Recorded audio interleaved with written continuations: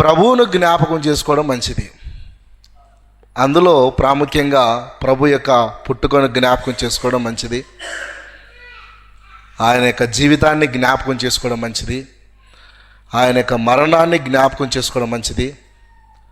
ఆయన తిరిగి లేచినటువంటి పునరుత్థానమును జ్ఞాపకం చేసుకోవడం మంచిది.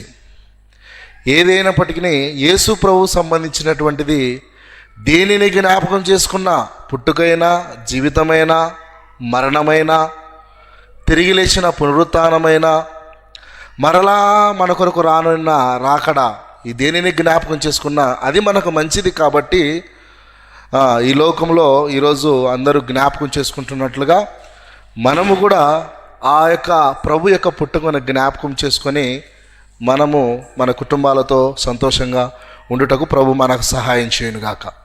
చూడండి ప్రియులరా, యోహాను సువార్తలో 17వ అధ్యాయం 5వ వచనంలో యేసు ప్రభువారు భూమి మీదకి రాకముందు, చూడండి రోమీయులకు రాసినటువంటి పత్రికలో 9వ అధ్యాయము 5వ వచనంలో అపోస్తలుడైన పౌలు ఇలాగున రాస్తూ ఉన్నాడు.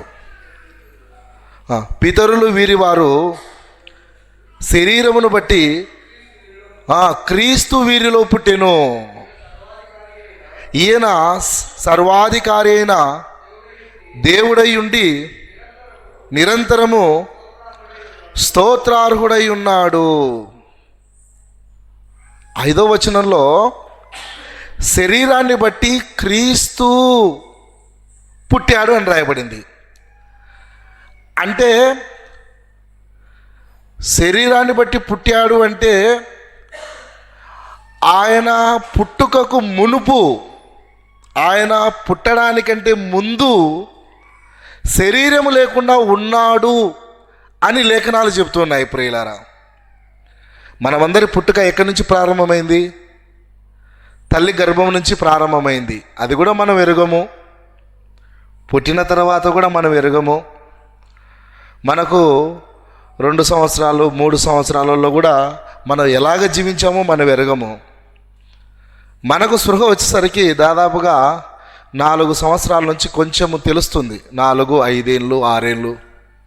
ఇంకా బాగా చదువుకున్న పిల్లలకైతే 2వ తరగతి నుంచి మనకు గుర్తు ఉంటాయి అంతే. అంతవరకు ఉన్నటువంటిది ఏం గుర్తుండవు. కానీ ప్రభు అయిన యేసుక్రీస్తు వారు శరీరానికంటే పుట్టక ముందు, శరీరంగా పుట్టక ముందు రాస్తున్నటువంటి అర్థం కావడానికి ఆయన ప్రార్థన చేస్తున్నాడు. యోహాను సువార్తలో 17వ అధ్యాయంలో ఏమని ప్రార్థన చేస్తున్నాడంటే 5వ వచనంలో, తండ్రి లోకము పుట్టక మునుపు, లోకమే పుట్టక మునుపు, మనుషులు పుట్టక ముందు, లోకం పుట్టక మునుపు అంటే మనుషులు పుట్టక ముందు, అంటే యేసు ప్రభువారు శరీరంగా పుట్టక మునుపు, ఆయన తల్లిదండ్రులు పుట్టక మునుపు, అబ్రహాము పుట్టక మునుపు, భూమి ఆకాశాలు పుట్టక మునుపు దేవుడు ఎలా ఉన్నాడు అని రాయబడిందంటే 5వ వచనంలో, తండ్రి దగ్గర నాకు ఏ మహిమయుండునో అని అడుగుతున్నాడు. నీ యొద్ద నాకు ఏ మహిమయుండునో ఆ మహిమతో నన్ను ఇప్పుడు మహిమపరచుము. తండ్రి అనేటువంటి ఒక ఆయన ఉన్నాడు. ఆయన మహిమలో ఉన్నాడు. అదేవిధంగా ప్రభువైన యేసుక్రీస్తు వారు శరీరము ద్వారా ఈ లోకానికి రాకముందు తండ్రి దగ్గర, తండ్రి ఎటువంటి మహిమ కలిగి ఉన్నాడో అదే మహిమతో ఈయన కూడా మహిమ కలిగి ఉన్నాడని రాయబడింది. లేఖనాలలో అదే రాయబడింది. అంటే యేసు ప్రభువారు మహిమ కలిగి ఉన్నాడు. ఎలాంటి మహిమ కలిగి ఉన్నాడంటే తండ్రి ఏ మహిమను కలిగి ఉన్నాడో ఆ మహిమను లోకము పుట్టక ముందే కలిగి ఉన్నాడు. ఈరోజు మనము జ్ఞాపకం చేసుకుంటున్నటువంటి ప్రభు ఈరోజు అందరూ జ్ఞాపకం చేసుకుంటున్నట్లుగా పుట్టినటువంటి దేవుడు ప్రభు అయిన యేసుక్రీస్తు వారు ఎప్పటివాడు అంటే తండ్రితో మహిమలో సమానమైన మహిమను కలిగి ఉన్నాడు. అందుకే ఫిలిప్పీలకు రాసినటువంటి పత్రికలో 2వ అధ్యాయంలో ఆయన గురించి అపోస్తలుడైన పౌలు ప్రస్తావిస్తూ ఏమంటాడు? 2వ అధ్యాయంలో ఫిలిప్పీలకు రాసినటువంటి పత్రికలు 2వ అధ్యాయంలో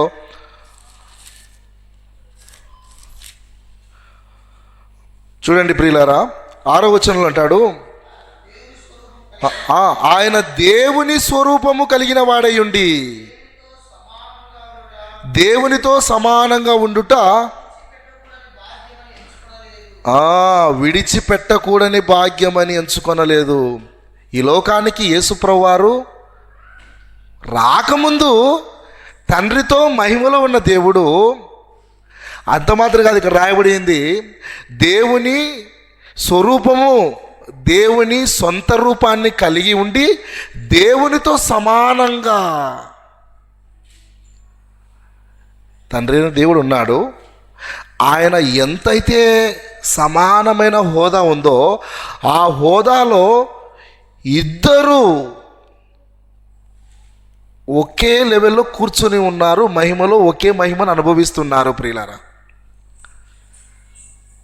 కానీ ఆ సమయంలో ఆ మహిమలో ఉండడము విడిచిపెట్టకూడని భాగ్యమని ఎంచుకొనక అట్లనే ఉంటే సంతోషంగా ఉంటుంది, ఆయనకు ఆనందంగా ఉంటుంది, గొప్పగా ఉంటుంది. కానీ దానన్నిటిని వదిలిపెట్టుకొని భూమి మీదకి వచ్చినాడు. ఈరోజు ఆరాధిస్తున్నటువంటి దేవుడు ఎటువంటి వాడంటే ఎవరు సమీపింపరాని తేజస్సులో ఉన్నవాడు, మహిమలో ఉన్నవాడు, దేవునితో సమానంగా ఉన్నవాడు ఈరోజు పుట్టినది. సమస్తాన్ని కలగజేసినటువంటి దేవుడు, ఆకాశ మండలం కంటే ఎచ్చైనటువంటి దేవుడు, గొప్పవాడు. ఆయన ఏం చేసినాడంటే చిన్న పిల్లోని దేహము ఎంత ఉంటుంది, 2 కేజీలు 3 కేజీలు, మహా అంటే 5 కేజీలు ఉంటుందా? పుట్టినటువంటి శిశువు యొక్క 5 కేజీల కంటే ఎవరు ఉండరేమో అబ్బా, నాకు తెలిసి ఇంకా మ్యాక్సిమం ఉంటే 5 కేజీలు ఉండొచ్చేమో. సరే 10 కేజీలు వేసుకో పుట్టిన పిల్లలు. అంత శరీరంలోకి అంత మహిమ కలిగిన దేవుడు ఒదిగిపోయినాడంట. ఎంత కంజెస్టెడ్గా. ఆయన గురించి రాయబడింది హెబ్రీ గ్రంథకర్తలు 7వ అధ్యాయం 23వ వచనంలో అనుకుంటా. ఏమంటాడంటే పవిత్రుడు, నిర్దోషి, నిష్కల్మషుడు అని చెప్పుకుంటా ఆకాశ మండలం అంటే చూడు, ఆకాశ మండలం కంటే మిక్కిలెచ్చైన వాడు. ఇంకా బాగా అర్థం చేసుకోవాలంటే సృష్టిని కలగజేసిన దేవుడు సృష్టి వెలుపట జీవించేవాడు, సృష్టి లోపల కాదు ఆయన జీవిస్తుండేది. మహిమలో, తండ్రి దగ్గర మహిమలో, లోకం పుట్టకముందు మహిమలో ఆ లోకము లేదు కదా. అంటే లోకం అంటే ఏంటి? ఈ ఆకాశము, 3 ఆకాశాలు, లేకపోతే నక్షత్రాలు, చంద్రులు, సూర్యుడు, ఈ భూమి, రాళ్ళు, మనుషులు, ఇవన్నీ లేకముందు దీని వెలుపల నివసించేటువంటి దేవుడు తన సృష్టిలోనికి వచ్చి ఒక మనిషి శరీరంలోనికి ఒదిగిపోయి వచ్చినాడంటే అది కేవలం మన కోసమే. చూడండి ప్రియులారా, మత్తయి రాసిన సువార్తలో 2వ అధ్యాయంలో ఒకరు చూడండి. మత్తయి రాసిన సువార్తలో ఏమని రాయబడిందంటే 2వ అధ్యాయం 1వ వచనంలో,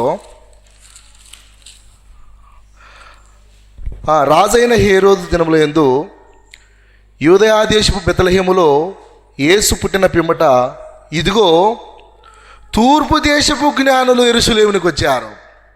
ఎవరిచ్చారు? జ్ఞానులు.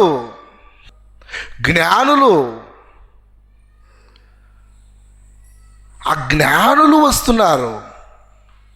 యేసు ప్రభు పుట్టినాడనే విషయం వాళ్ళకెట్లా తెలిసింది అంటే వాళ్ళే సొంతంగా చెప్తున్నారు. ఏమని చెప్తున్నారంటే అక్కడ చూస్తే 2వ వచనంలో,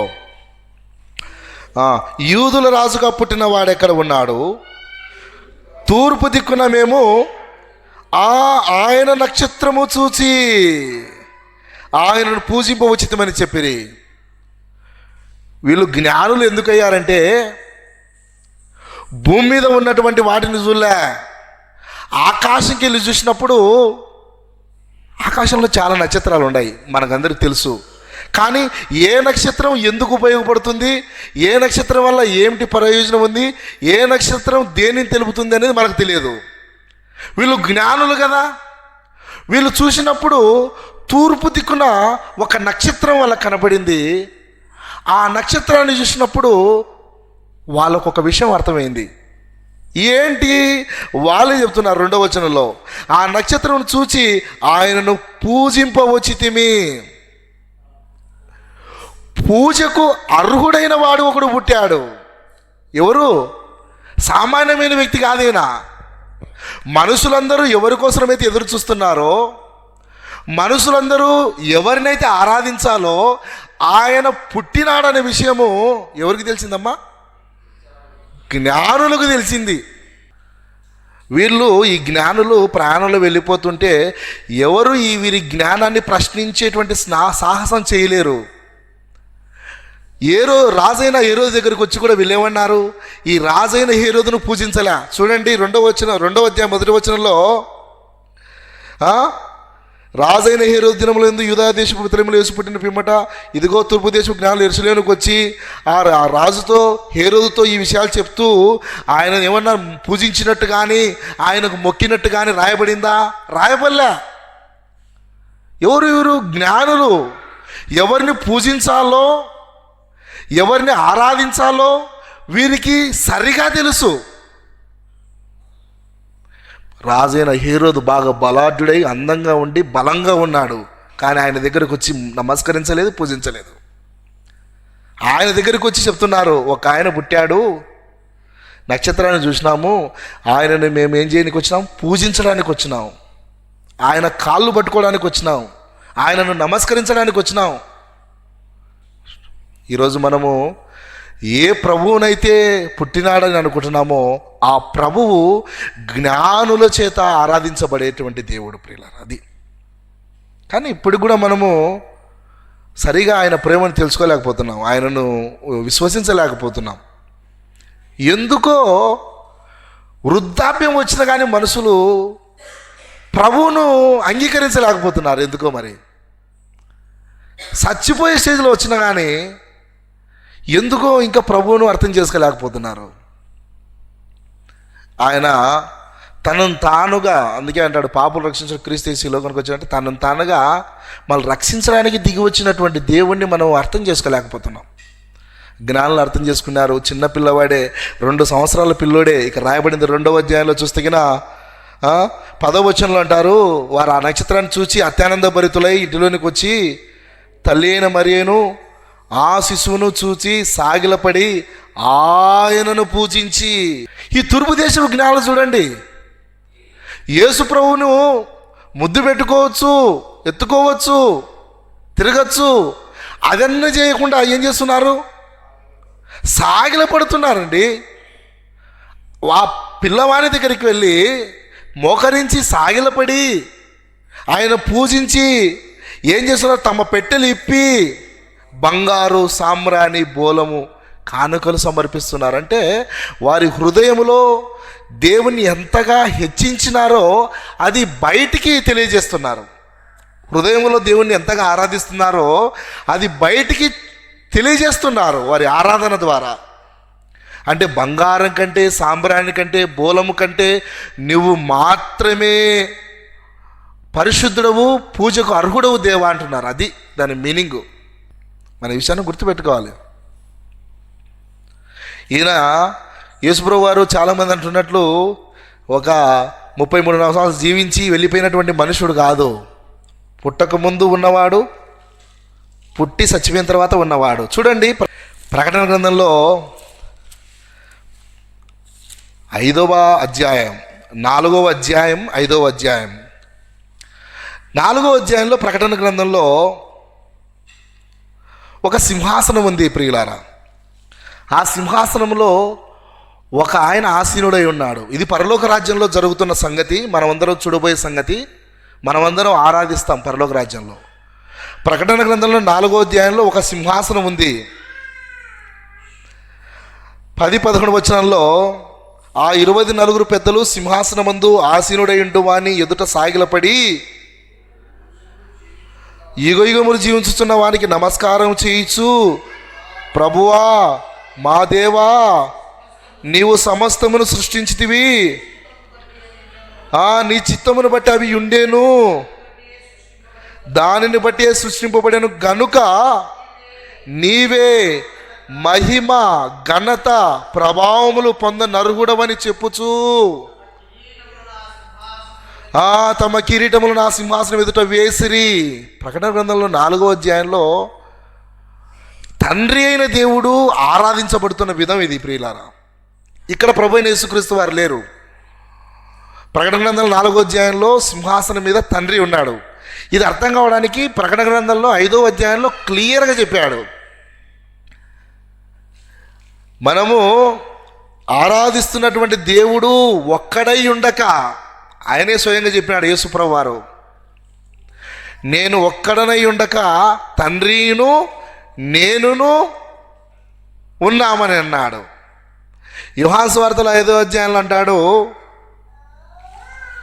నా గురించి నా తండ్రి సాక్ష్యం ఇచ్చుచున్నాడు కనుక నా సాక్ష్యము సత్యమైనది అన్నాడు. చూడండి, ప్రకటన గ్రంథంలో 5వ అధ్యాయంలో కనుక మనం జ్ఞాపకం చేసుకుంటే గిన ప్రకటన గ్రంథంలో 5వ అధ్యాయంలో మొదటి 2 వచనాలు నేను చదువుతాను ప్రియులారా. మరియు లోపటను వెలుపటను వ్రాత కలిగి 7 ముద్రలు గట్టిగా వేసి ఉన్న ఒక గ్రంథము సింహాసనమందు ఆసీనుడయుండు వాని కుడి చేత చూచితిని. సింహాసనం మీద ఒక వ్యక్తి ఉన్నాడు. ఆ వ్యక్తి కుడి చేతిలో ఒక గ్రంథం ఉన్నది. 2వ వచనంలో, మరియు దాని ముద్రలు తీసి ఆ గ్రంథం విప్పుటకు యోగ్యుడైన వాడెవడని బలిష్ఠుడైన ఒక దేవదూత బిగ్గరగా ప్రచురింపగా చూచితిని. 3వ వచనంలో, పరలోకమందు కానీ భూమి మీద కానీ భూమి క్రింద కానీ ఆ గ్రంథం విప్పుటకైనను చూచుటకైనను ఎవనికి శక్తి లేకపోయేను.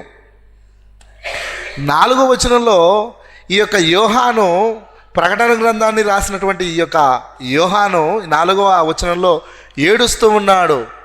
ఎందుకు ఏడుస్తున్నాడంటే సింహాసనం మీద ఒక వ్యక్తి కూర్చున్నాడు.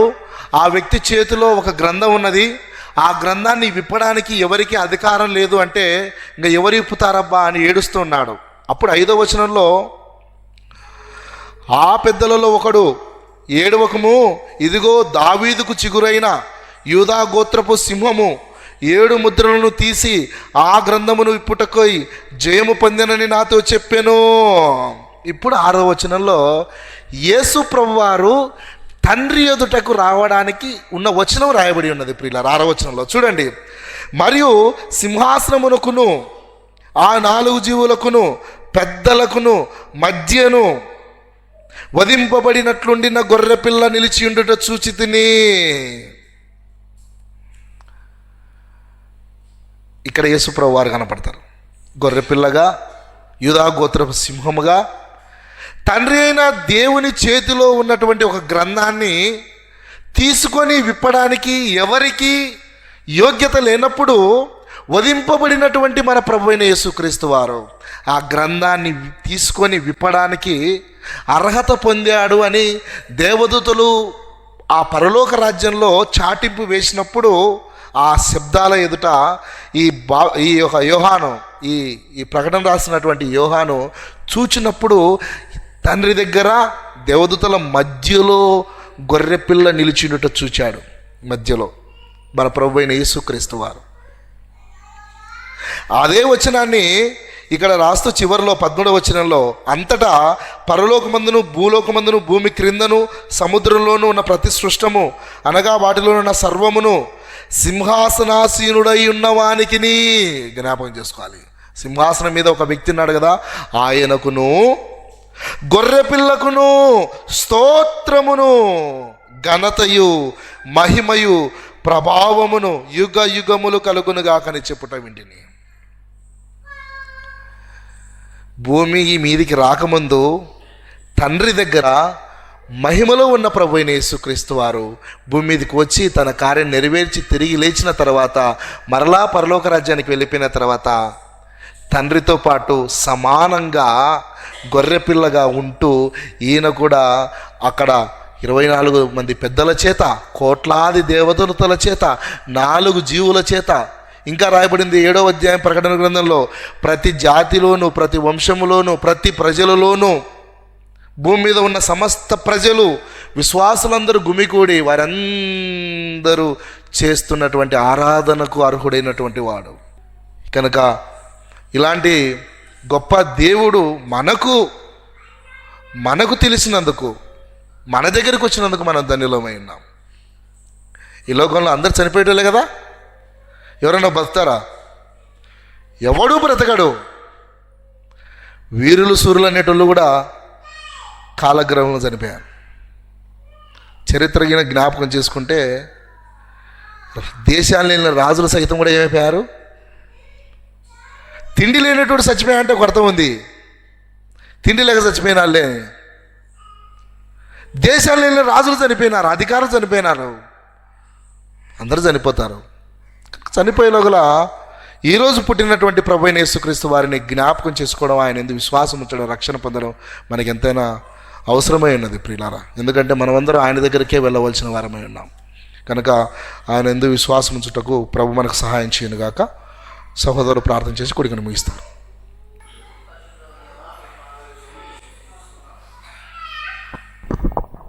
దేవా, ఇంతవరకు మీ దాసుని ప్రభువా, మీ దాసుని మీ పక్షాన నిలబెట్టి మీరు అందించిన వర్తమానాన్ని బట్టి మీకు స్తోత్రం చెల్లిస్తున్నాం ప్రభువా.